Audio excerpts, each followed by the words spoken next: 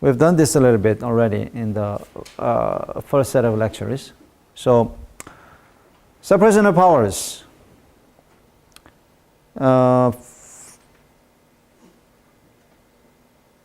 So there is a vertical separation of power between the federal government and state governments. So federal government takes some powers from the states which existed, which predates the federal government in existence. And those powers are called enumerated powers.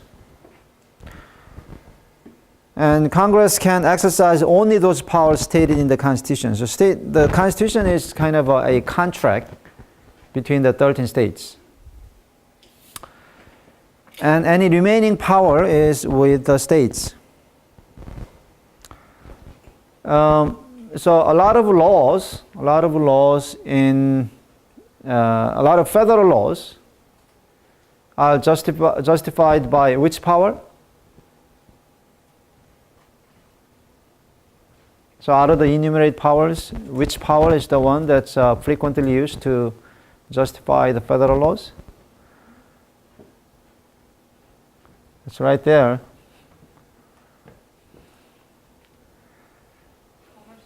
Yes, commerce power. Okay, so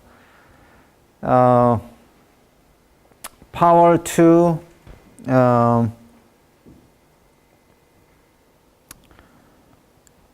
regulate commerce between different states is frequently invoked to justify various laws, like minimum wage law, civil rights law, many laws regulating the internet are also justified as exercise of commerce power. Also, federal power is limited by the principle of no commandeering. Commandeering means if the federal government needs to do something, it has to do it directly. It cannot commandeer state government to do it. For instance, let's say the federal legislature believes that the minimum wage should be $5 an hour, right? The federal government, the federal legislature cannot pass a law that says all states must raise their minimum wages to $5. That's commandeering. If the federal government wants to do it, federal government just should pass a law that says minimum wage should be $5. Okay. Also, if the federal government believes that some waste have to be disposed in a certain way, the federal government cannot order the state government to dispose of the waste in that way. The state government can only do waste disposal itself, cannot order the state governments to do it. It's not written in the Constitution, but it is it is a principle born out of this sense that federal government is a government and state governments are also one government, and they are all at equal level, right? They are all at equal level, and it is the power of the federal government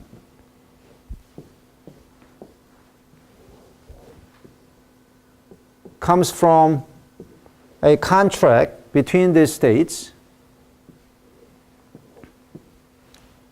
and those powers are called enumerated powers. Other than this, they are all equally governments.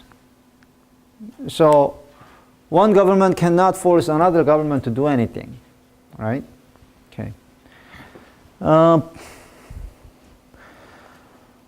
And because the legislative, just as the legislative powers are limited, the judicial powers are also limited. So the courts, the federal courts are called the court of limited jurisdiction.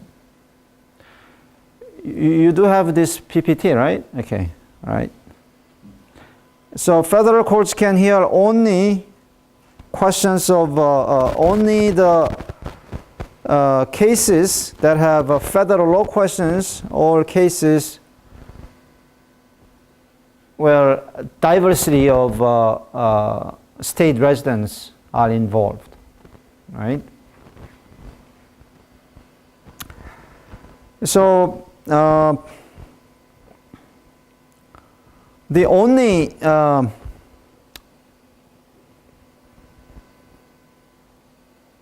situation where federal law is considered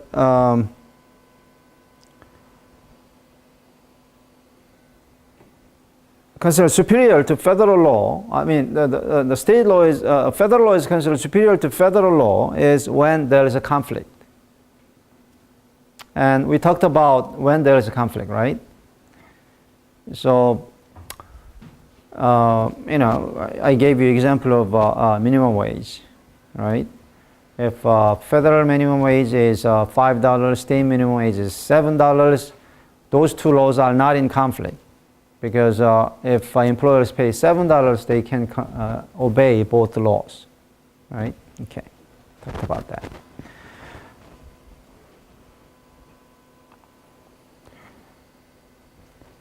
So that is supremacy clause. That is supremacy clause. And then there are other three restrictions. One is preemption. That is when some areas of law are so pervasively regulated by federal law so that creating any state law is practically impossible unless state law is in conflict with the federal law. Then any state law is considered invalid. So for instance, in the area of nuclear policies and also aviation policies, federal law is so pervasive and is so detailed. So, you know, it talks about the minimum space that each passenger should be given, things like that, making a state law that's not in conflict with the federal law is nearly impossible. So there, the area is considered preempted, therefore not conducive, not appropriate for state legislation. Dormant Commerce Clause is this. So Commerce Clause says legislature may, so federal legislature may regulate commerce between states, may regulate commerce between states. But even if the federal legislature does not pass any law, even if federal legislature does not exercise this power to regulate, courts have recognized that for the federal legislature, well, to preserve this power, state legislature should not pass laws that interfere with the state commerce. So for instance, like a law that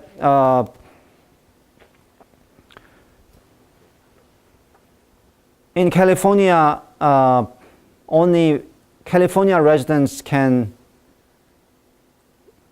fish, right? So people from New York cannot fish in California. You can imagine that there will be some interest groups who want to pass laws like that, right? It's like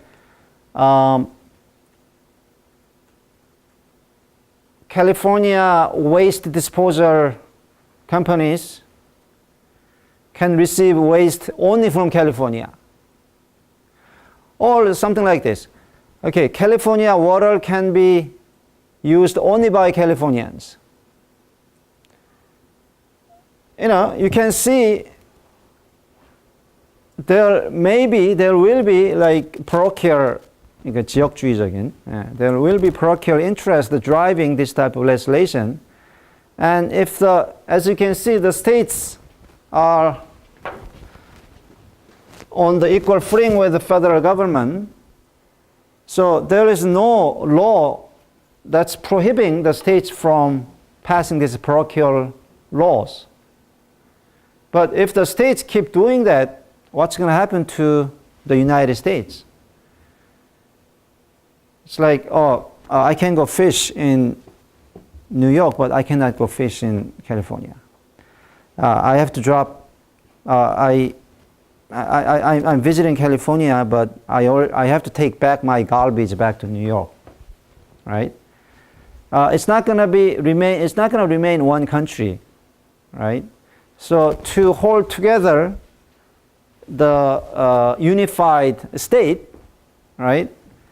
The courts have interpreted this clause as preventing the states from passing laws that interfere with interstate commerce.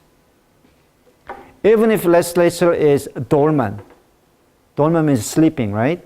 Even if legislature is not exercising any of is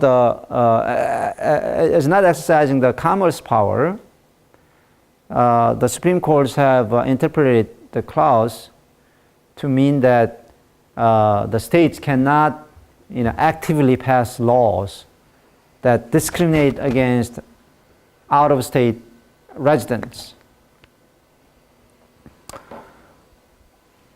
And then privilege and immunities clause is also, that's another clause. It says all citizens are entitled to privilege and immunities, or all privilege and immunities of the United States. And that was a provision in the 14th Amendment that was passed after the Civil War, the war to abolish slavery. So they passed this constitutional amendment to make sure that black people in southern states are freed from slavery. And that provision has been used by the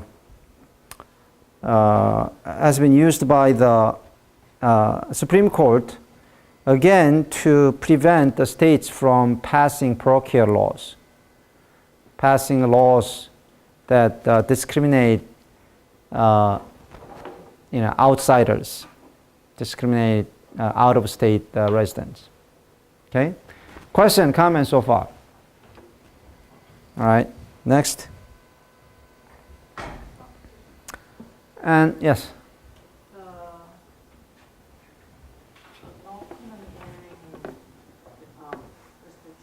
Mm-hmm.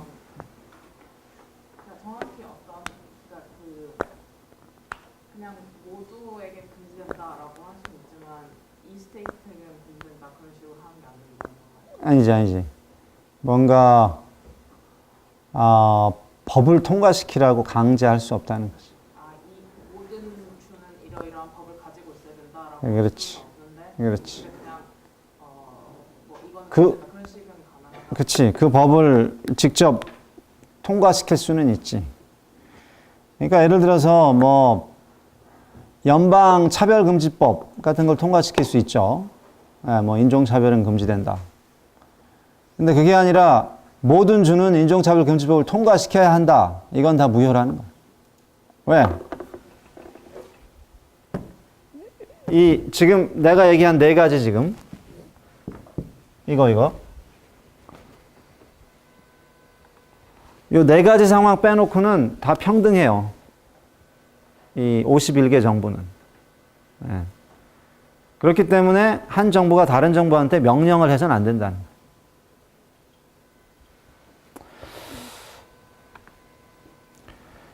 Okay, separation of powers.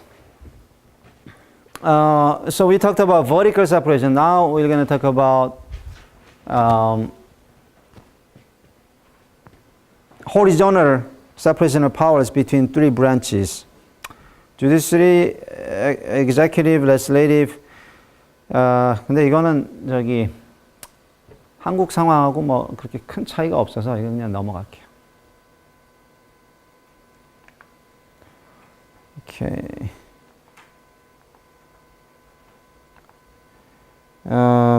Standing, this is similar to the Korean Constitutional Court's requirement for constitutional complaint. 그래서 이것도 그냥 뭐 넘어갈게요. 그러니까 헌법소원 할 때 요건하고 좀 비슷해요. 그래서 mootness는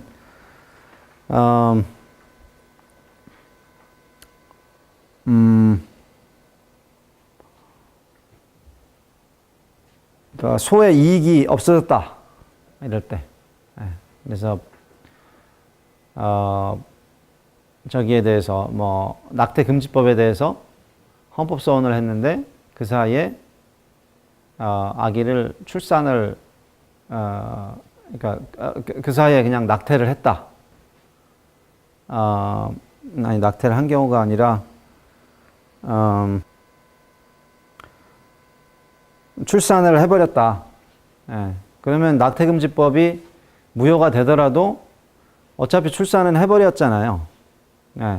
그러니까 더 이상 출산하지 않을 권리, 낙태할 권리를 행사할 기회가 없어져 버렸죠. 소멸돼 버렸죠. 그래서 뭐 소의 이익이 없다, 뭐 이렇게 할 때 mootness고, ripeness는 아직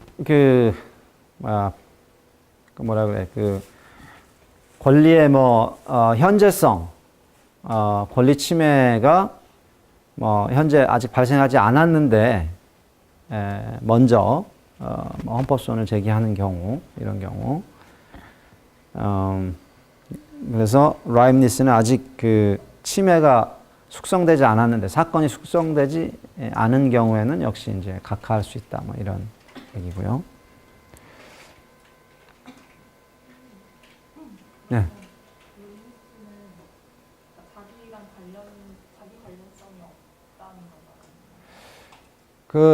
보면 알겠지만 자기 관련성이나 직접성이나 헌법 배워보면 알겠지만 그게 또 서로 또 연관돼 있어요. 그래서 자기하고 관련돼 있다라는 것보다는 이제 뭐랄까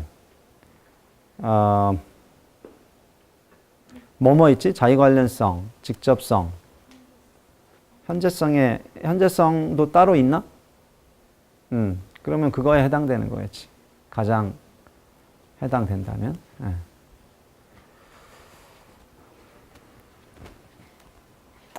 직접성도 뭐가 있어요. 뭐 direct injury라고 해가지고 있는데, 여튼 여기서는 그냥 마치 헌법소원처럼 미국 헌법 소송도 그런 원고적 격, 그러니까 민사로 따지자면 원고적 격에 해당되는 그런 요건들이 있다라는 것만 기억하고 넘어갑시다. Okay, so this is the Bill of Rights. Bill of Rights is part of the Constitution. 그러니까 1776년에 만들어진 Constitution이 있고, 또 여기 같은 해 만들어진 컨스티튜션이 또 10개가 있죠. 그래서 이거를 이제 Bill of Rights라고 불러요. Bill of Rights. 그리고 나머지 이건 진짜 나중에 더해진. 그러니까 이걸 어멘드먼트라고 부르는데 사실 어멘드먼트가 아니에요. 왜냐하면 동시에 통과됐기 때문에 본문하고. 그래서 이거를 수정조항이라고 안 부르고, 왜냐하면 수정한 게 아니거든. 이걸 증보조항이라고 부르는 사람도 있어요. 왜냐하면 원문하고 같이 통과됐다 그래서. 여튼 처음에 통과될 때부터 이런 10개의 그 어떤 개인의 권리를 보장하는 조항들이 있었고, 여기에 이제 First Amendment가 바로 표현의 자유에 관한 거고, Freedom of Expression. 그리고 Fourth Amendment가 이게 Privacy에 관한 거예요. 그래서 Unreasonable Search and Seizure. 그래서 국가가 개인을 함부로 수색할 수 없다. 자.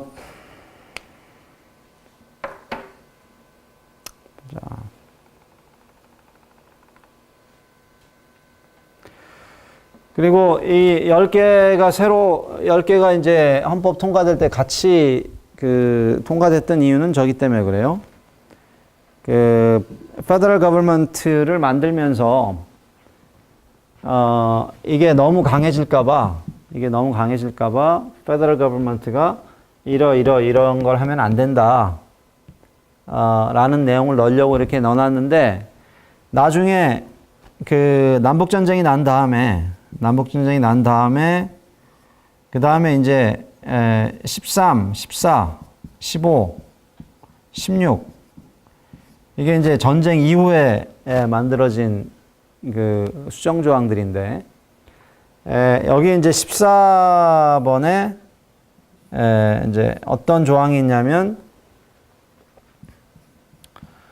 No person shall be denied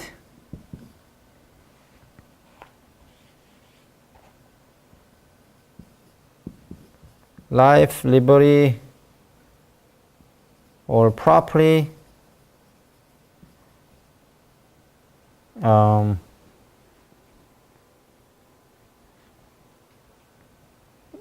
without due process of law.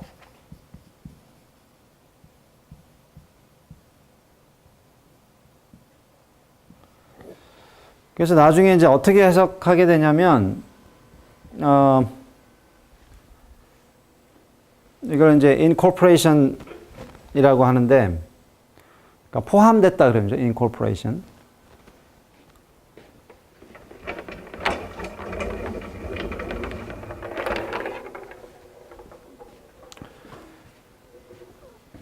First Amendment부터 10th Amendment까지는 they were added to the Constitution to contain the federal power because they were afraid that federal government will interfere with the state sovereignties. Like, how the English king interfered with the sovereignties of the 13 colonies.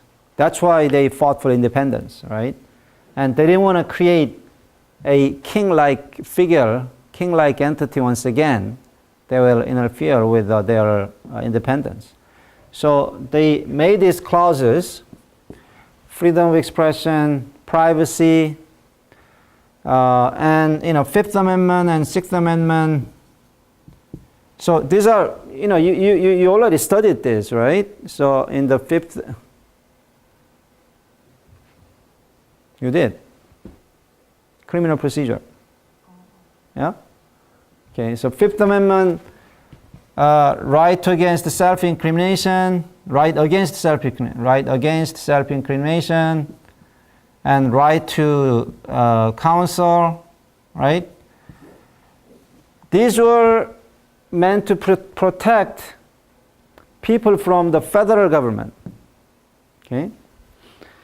So early people thought that these 10 amendments apply only against the federal government, are applied only to protect to contain the federal government. Now, after the war, after the Civil War,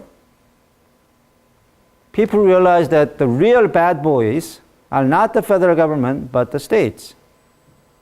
Because the southern states, raised the war against the federal government on the issue of slavery. See? To continue doing the bad things they did, worst thing of raising a war against the government, right? So they pass these amendments to contain the state. See? 1A to 10A passed to contain the federal government, 13A to 16A to contain the state governments. Was to prevent the states from passing laws that discriminate black people. So there are two clauses in the 14th Amendment. One is no person shall be denied life, liberty, property without due process of law. Also, no person shall be denied equal protection of law.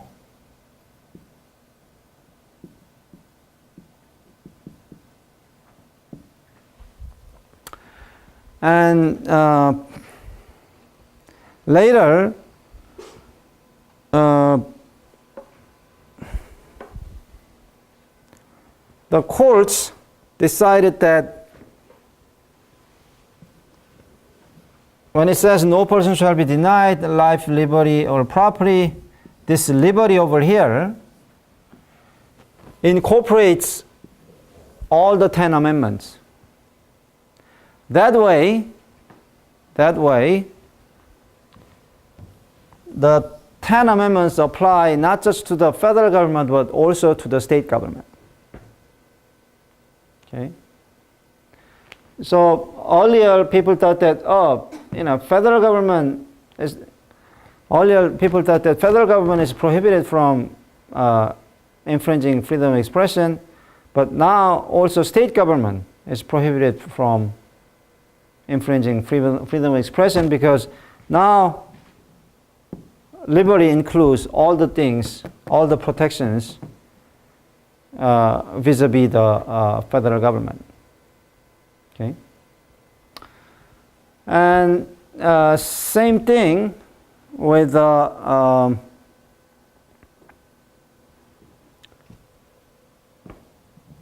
same thing with the 14th Amendment as well.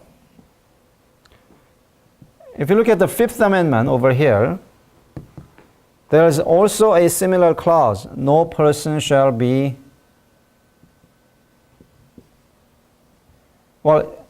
almost exactly same statement. No person shall be denied life, liberty, or property without due process of law. So there are two due process clauses.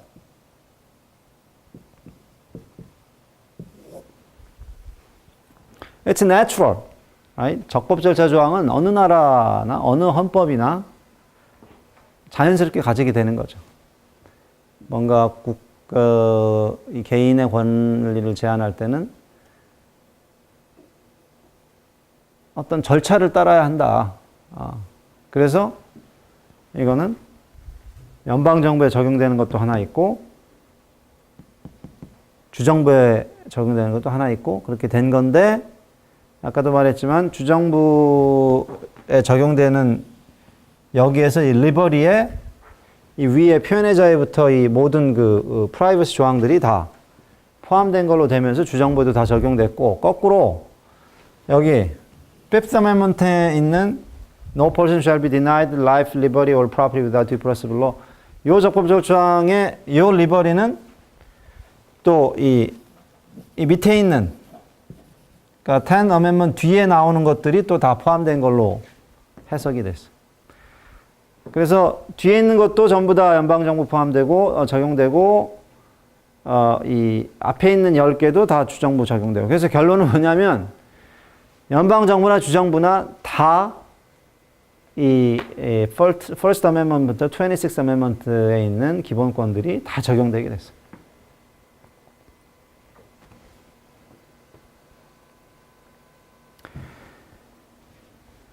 그래서 헌법에서 가장 중요한 이제 표현의 자유나 또 이 프라이버시가 주정부에도 이제 적용될 수 있었던 게 이 14조에 있는 이 적법 절차 조항을 통해서 이렇게 된 거고, 이 뒤에 있는 것들은 숫자는 많은데 사실 제일 중요한 게 14th Amendment에 있는 이 Equal Protection, 평등 조항이죠, 평등. 그래서 이 위에 자유가 있다면 이제 밑에 평등이 있는 건데, 이 평등 조항도 처음에는 그냥 이 주정부가 노예제도를 유지하려고 한다라거나 그런 것들을 막으려고 만들었지만, 그것도 나중에 이 Fifth Amendment의 적법 절차 조항을 통해 가지고 여기에 리버리를 통해 가지고 역시 연방 정부에 적용되게 됐고. 아시겠죠? 네. 네. 네. 네.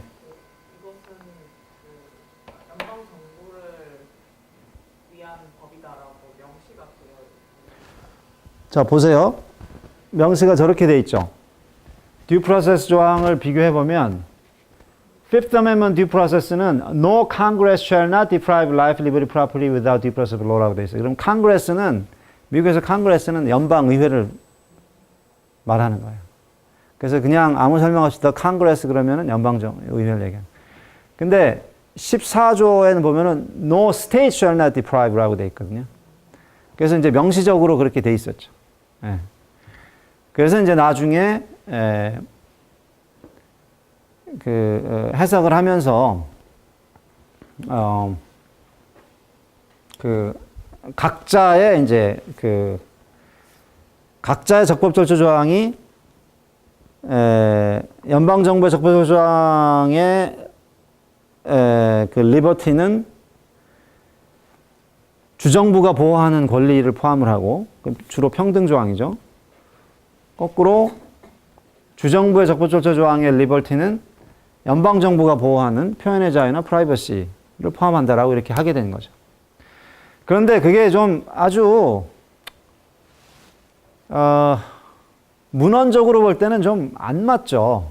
왜냐하면 이건 적법 절차 조항이에요. 적법 절차. 뭐냐면 적법 절차 조항은 뭐예요?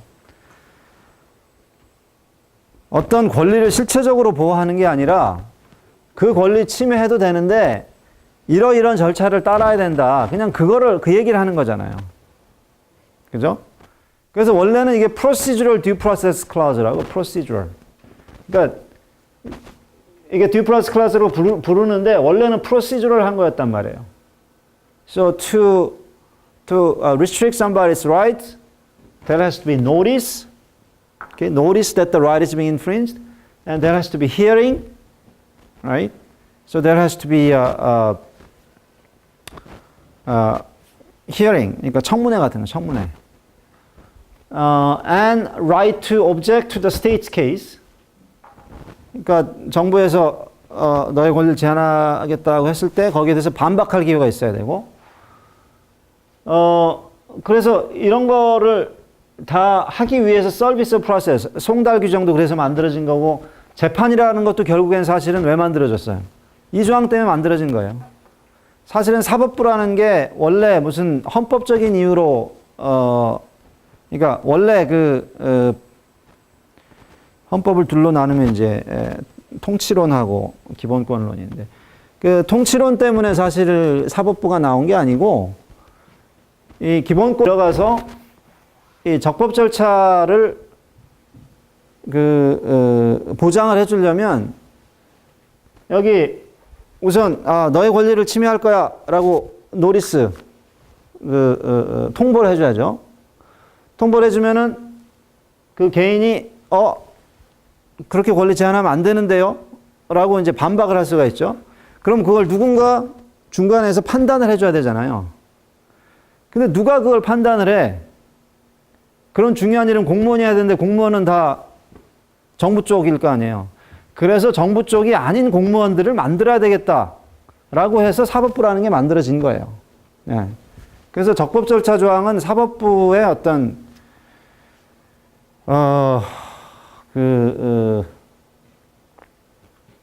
원천인 거죠. 사법부의 존재 이유인 거죠. 존재 이유.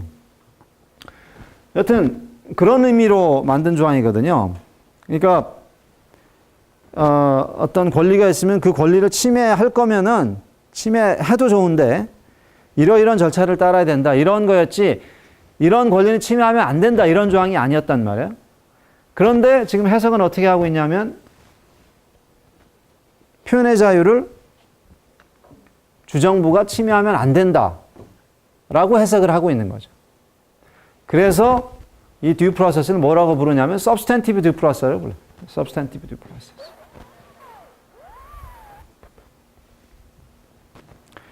그래서 substantive due process는 그런 조항이 따로 있는 게 아니라 그 원래는 procedural 했던 due process clause를 실체적 의미를 갖도록 만든 어떤 법리를 substantive due process라고 불러요.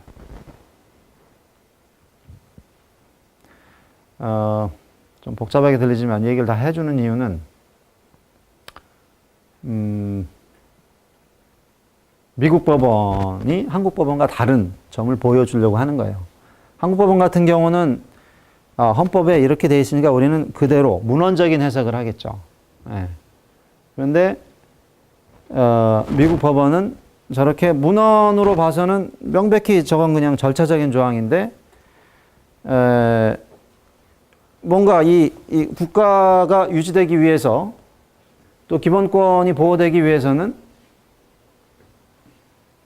이런 식으로 해석을 이렇게 적극적으로 해석을 하는 거예요. 그래서 이런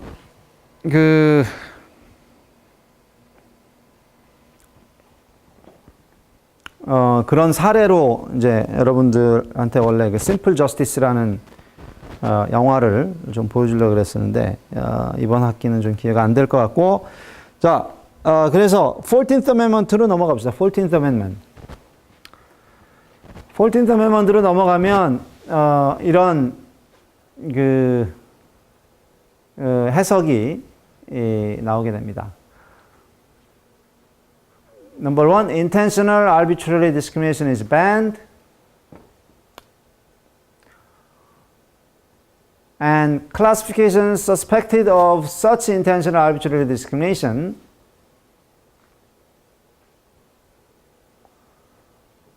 is subject to strict scrutiny. classifications니까 구별. 차별은 이제 그거 자체가 어떤 평가를 담고 있는 말이니까 그 중립적인 단어를 쓰는 게 classification이에요. classification. So classifications suspect of such intentional arbitrary discrimination is subject to strict scrutiny. So what does it mean? Strict scrutiny. Or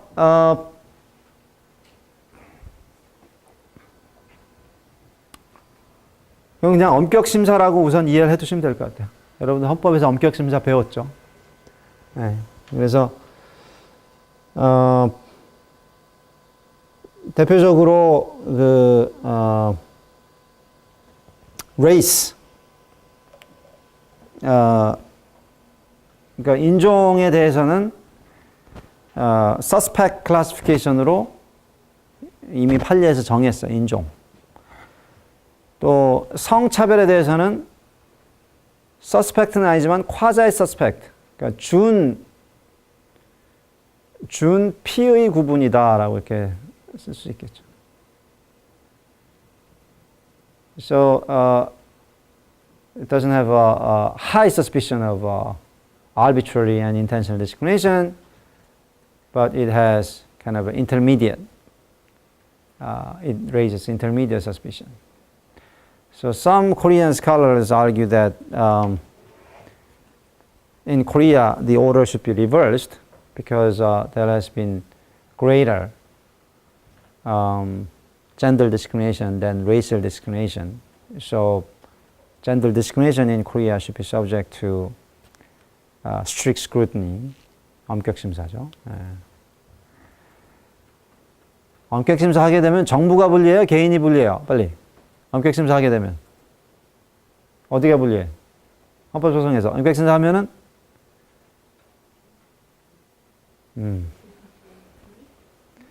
역시 아직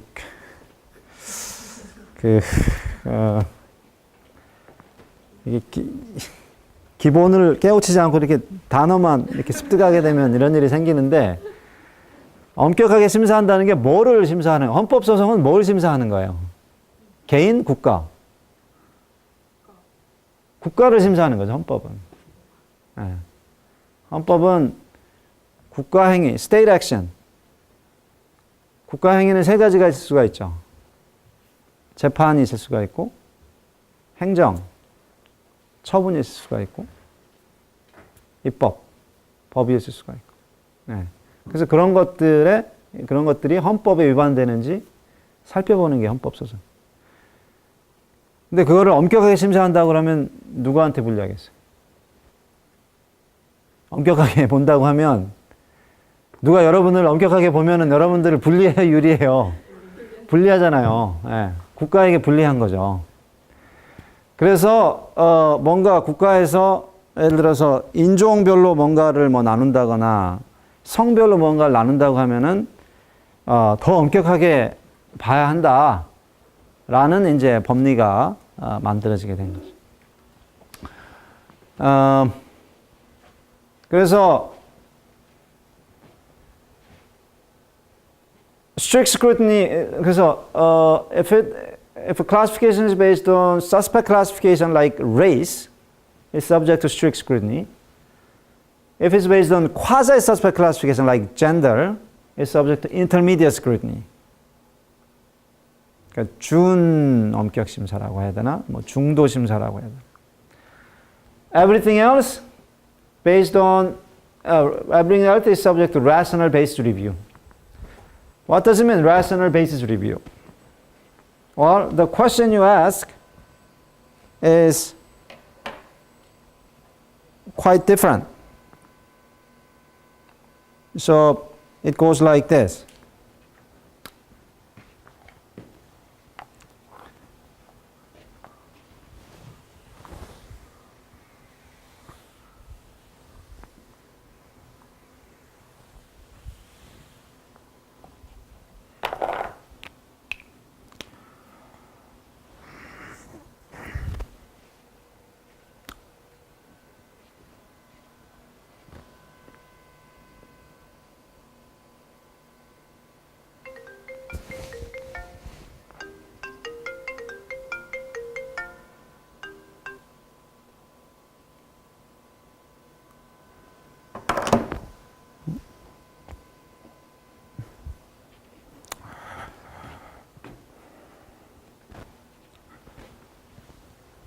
That some state action is subject to strict scrutiny means the court will ask whether there is a compelling governmental interest in taking that state action. If it's a law, passing the law, right? Compelling governmental interest. If it's intermediate scrutiny, you will ask whether it has important governmental interest. So compelling means really, really important. Important means just important. Now, at the lowest level, rational basis review, it asks only whether government has a legitimate interest. See, the interest doesn't even have to be important. Okay? As long as it's rational, it's okay. Now, then the strict scrutiny asks whether the state action is necessary for compelling governmental action. Also, intermediate scrutiny asks whether state action is substantially related to the important governmental interest. And finally, it asks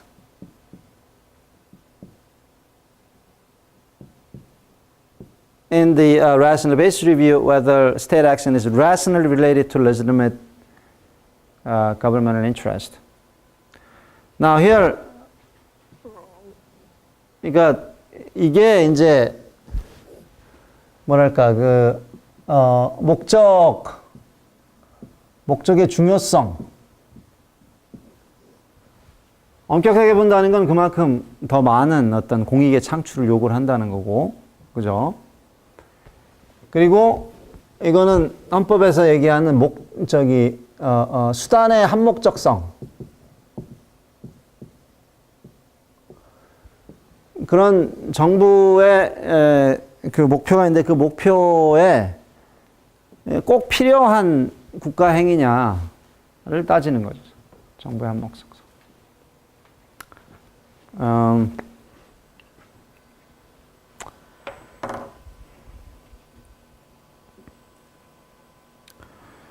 그래서 이 Rational Basis Review는 물어보는 수준이 되게 낮아요. Rational Related, Reasonably Related가 아니라 Rational Related. Okay. Do you want to go out with a rational man or reasonable man? Who do you think is a better person, reasonable person or rational person?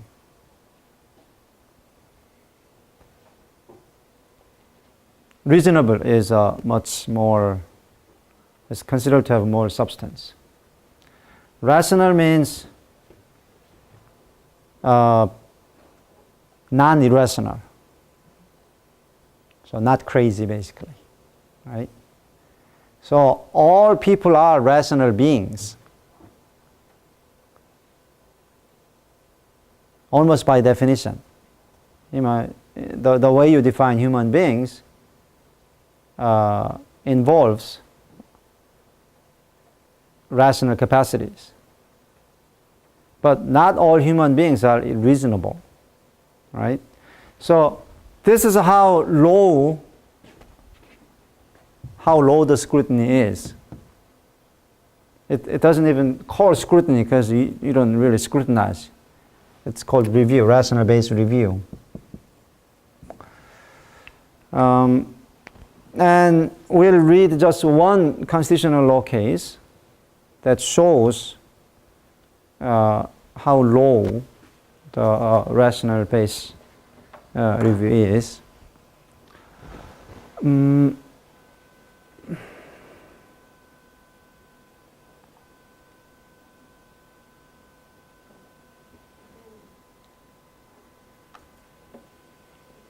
예. 두 번째 단계가 쿼사이 스크루티니 뭐예요? 쿼자이 스크루티니라고 안 하고 인터미디어트 스크루티니라고 하고 쿼자이 서스펙트 클래시피케이션.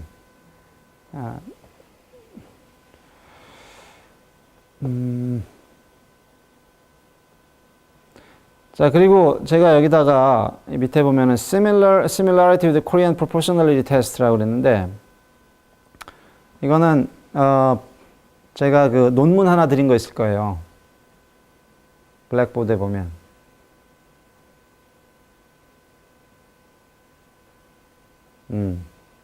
있어요. 네. 다 지금 무시하고 있는데 눈도 안 마주치자고 하네. 있어요. 블랙보드에 보면. 거기에 보면은 왜 이 미국의 이런 단계적인 심사가 한국의 그것과 별로 다르지 않은지를 좀 설명을 한 게 있는데, 왜냐하면 결국에 헌법은 이익 형량이에요.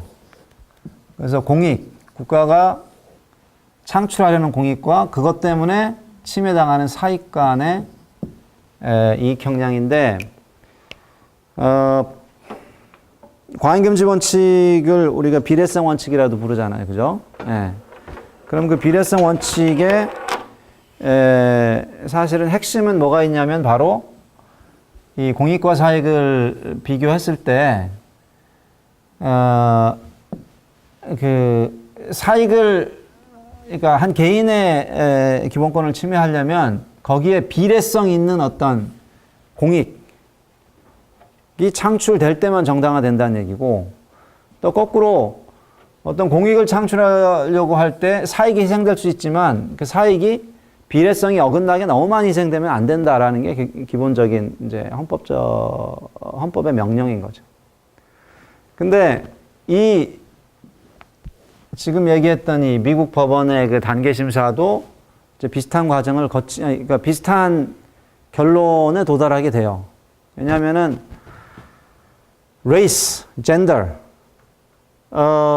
실제로 사익의 arbitrary intentional discrimination, 그러니까 의도적인 차별의 위험성이 높은 경우에는 그만큼 사익의 침해가 크잖아요, 그죠?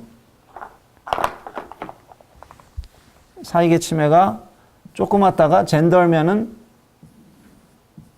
그 위험이 더 커졌다가 레이스면은 더 커지죠.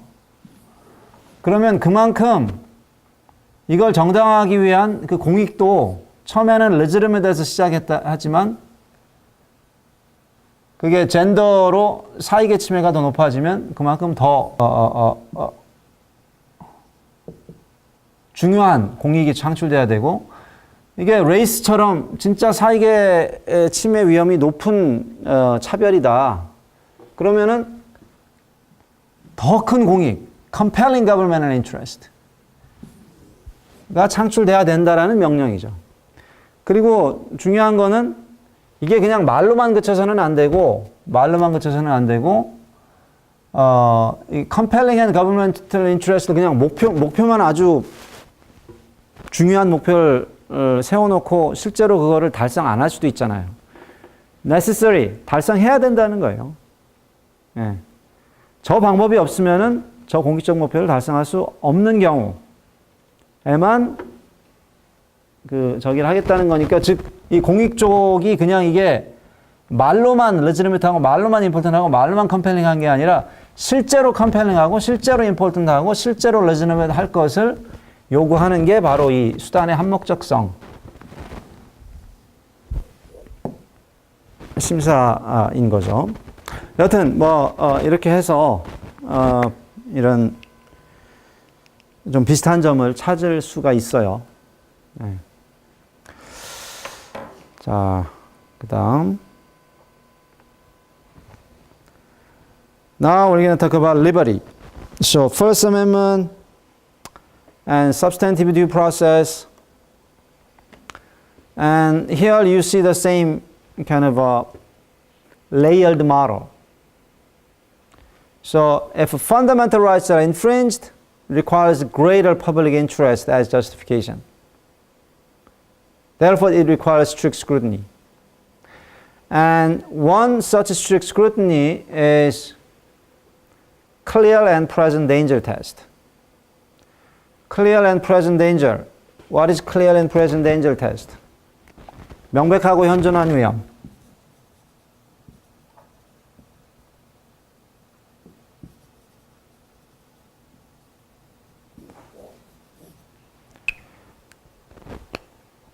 그래서 이게 엄격 심사의 한 종류예요. 왜? 표현의 자유가 fundamental right이기 때문에. 표현의 자유가 아닌 다른 권리가 침해될 때도 물론 국가가 조심해야 되고 국가가 헌법을 위반하지 않도록 조심해야 되겠지만, 표현의 자유를 제약할 때는 strict scrutiny, 그러니까 훨씬 더 조심해야 되는 거죠. 훨씬 더 조심해야 된다는 의미가 뭐냐면 바로 clear and present danger, 명백하고 현존한 위험.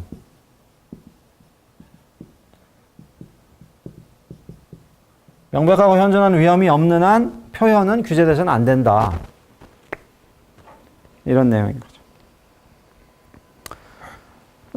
What are fundamental rights? First Amendment for sure. First Amendment is freedom of expression. And there are other rights that are considered fundamental. So right not to give birth, 출산하지 않을 권리, 이것도 다 fundamental rights로 포함이 됐습니다.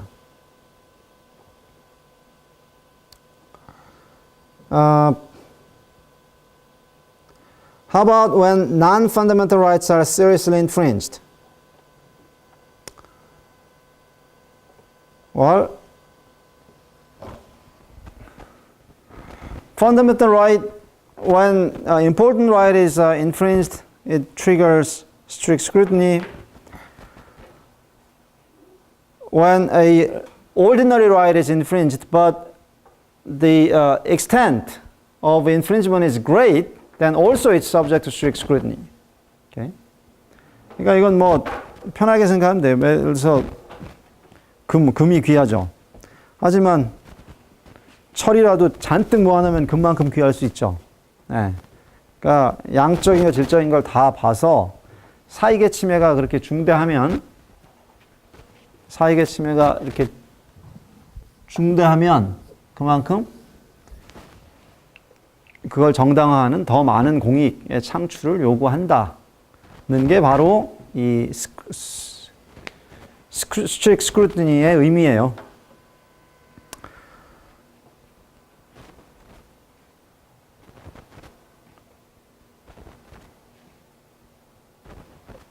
이 얘기를 다 왜 해주냐면 로스쿨 Constitutional Law 클래스를 계속 배우면 strict scrutiny와 suspect classification과 fundamental rights 계속 공부를 하는데 그게 무슨 의미인지 모르고 그냥 졸업할 수가 있거든요. 근데 여러분들은 어차피 안 다닐 거잖아요. 그래서 그냥 얘기를 해주는 거예요. 원래 모르고 해야 되거든. 모르고 나중에 스스로 깨우쳐야 되는데 어차피 안 다닐 거니까 그냥 얘기를 해주는 거예요. So in the end, both Korean constitutional law and American constitutional law come down to this balancing between public interest and private interest. Public interest to be realized, to be materialized by a state action, and private interest to be infringed, undermined by the same state action. Okay? And the law requires a balance between the two. Or law requires a relationship of proportionality. Okay? That's the theme of the paper I gave you. That's the theme of the long paper I uploaded on the Blackboard. All right.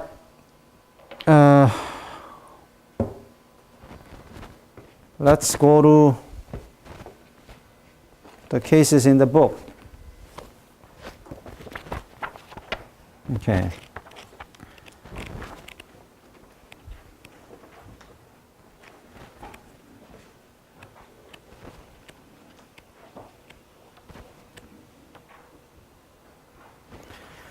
So page 146 through 149 have rudimentary material on all the important provisions in the Constitution. And let's go to page 151, N. Ray Griffith. Okay. Who decided this case?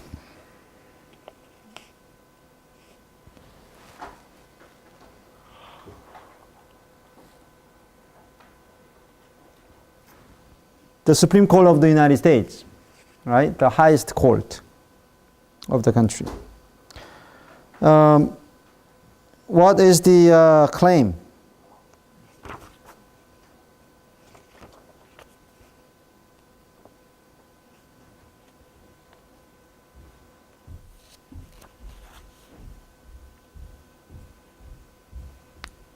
What's the claim in this case?